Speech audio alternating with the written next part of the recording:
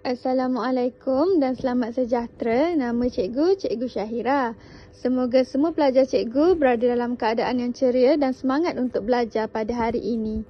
Hari ini kita akan belajar tentang Geografi Tingkatan 3, Bab 1, Jadual dan Graf. Objektif pembelajaran kita pada hari ini ada dua. Yang pertama adalah menyatakan jadual dan graf. Yang kedua, menjelaskan ciri serta kegunaan jadual dan graf. Baiklah, kita masuk pada 1.1 iaitu ciri-ciri dan kegunaan jadual. Jadual merupakan cara untuk mempersembahkan sesuatu data atau maklumat secara lebih tersusun. Jadual ni mempunyai ciri-ciri. Okey, ciri-ciri jadual ialah mempunyai tajuk, data dan maklumat serta sumber yang bersesuaian. Cikgu ulang, ciri-ciri jadual mempunyai tajuk, data dan maklumat serta sumber yang bersesuaian. Kegunaan jadual adalah data dan maklumat dalam jadual digunakan untuk menghasilkan graf yang bersesuaian. Digunakan untuk melihat perubahan dan pertalian antara dua set maklumat. Yang ketiga, pengkelasan maklumat dalam jadual adalah lebih tersusun dan mudah menarik perhatian orang yang melihat. Ini adalah contoh bagi jadual. Okey, kamu lihat pada jadual 1.1, jadual yang disediakan lengkap dengan tajuk, data dan maklumat serta sumber yang bersesuaian. Tajuk bagi jadual ini ialah jumlah hujan bulanan di Kuala Pilah, Negeri Sembilan pada tahun 2016. Data pula kamu lihat di dalam kotak terdapat jumlah hujan bulanan bagi bulan Januari sehingga bulan Disember. Maklumat yang ada di dalam jadual ini adalah jumlah hujan bulanan ini berlaku di Kuala Pilah, Negeri Sembilan dan berlaku pada tahun 2016. Seterusnya kita masuk kepada kaedah pengumpulan maklumat. Kaedah pengumpulan maklumat ini mempunyai 5 kaedah. Kaedah yang pertama adalah kaedah pemerhatian. Kaedah pemerhatian ini adalah kaedah pengumpulan maklumat yang paling mudah dan cepat dilakukan.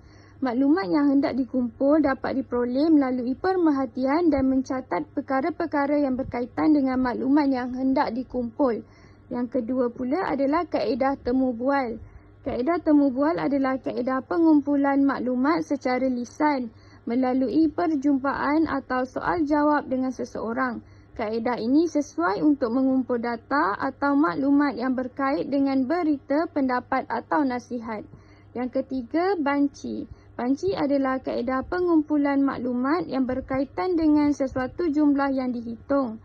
Jabatan Perangkaan Malaysia kebiasaannya menggunakan kaedah ini untuk menghitung jumlah penduduk Malaysia berdasarkan perkara-perkara seperti umur, pekerjaan, pendapatan, bangsa dan jantina.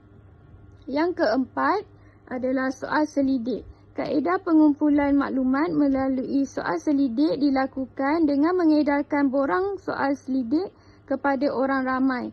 Borang yang telah diisi perlu dikumpulkan semula. Yang kelima, iaitu yang terakhir adalah rujukan kepustakaan. Kaedah rujukan kepustakaan adalah kaedah pengumpulan maklumat yang dilakukan dengan merujuk bahan-bahan yang mudah diterbitkan seperti buku, majalah, risalah dan sebagainya. Kita masuk kepada 1.2 iaitu ciri-ciri dan kegunaan graf. Graf merupakan rajah yang terdiri daripada bar atau garisan untuk menunjukkan pertalian antara komponen-komponen yang dikaji. Graf yang pertama adalah graf Bermuda. Ciri-ciri bagi graf Bermuda ialah graf terdiri daripada paksi menegak, paksi mendata, tajuk dan petunjuk. Bar-bar yang dilukis secara menegak atau mendatar. Ketinggian bar mewakili kuantiti sesuatu komponen. Kegunaan graf Bermuda adalah digunakan untuk mempersembahkan data yang boleh dikira seperti orang, kereta, rumah dan lain-lain. Graf Bermuda juga digunakan untuk menunjukkan perbezaan antara komponen-komponen yang dikaji. Ini adalah contoh bagi graf Bermuda. Kamu dapat lihat di dalam gambar ini, dalam graf ini terdapat tajuk, petunjuk, bar, paksi menegak dan paksi mendata. Jika tiada salah satu ciri-ciri graf ini, maka graf kamu dikira tidak lengkap. Graf yang kedua ialah graf garisan mudah. Ciri-ciri graf garisan mudah ialah graf dilukis secara garisan yang panjang.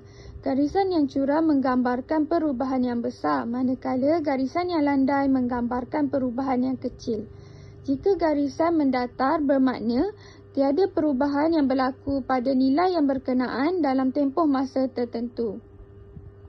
Kegunaan graf garisan mudah adalah graf menggunakan garisan untuk menunjukkan sesuatu perkara yang mengalami perubahan jumlah atau nilai yang berterusan.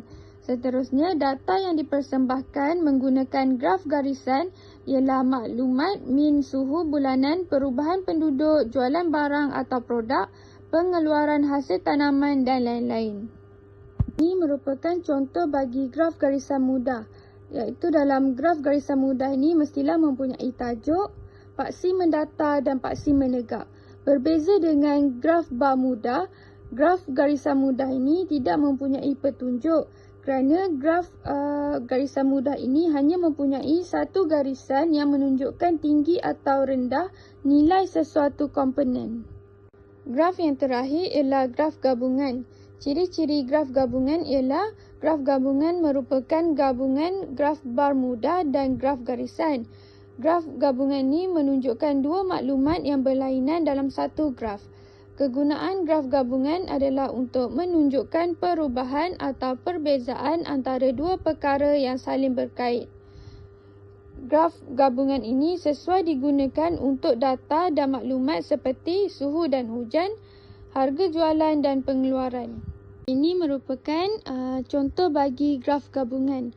Graf gabungan mestilah mempunyai tajuk, paksi mendata dan juga bagi graf gabungan mempunyai dua paksi menegak.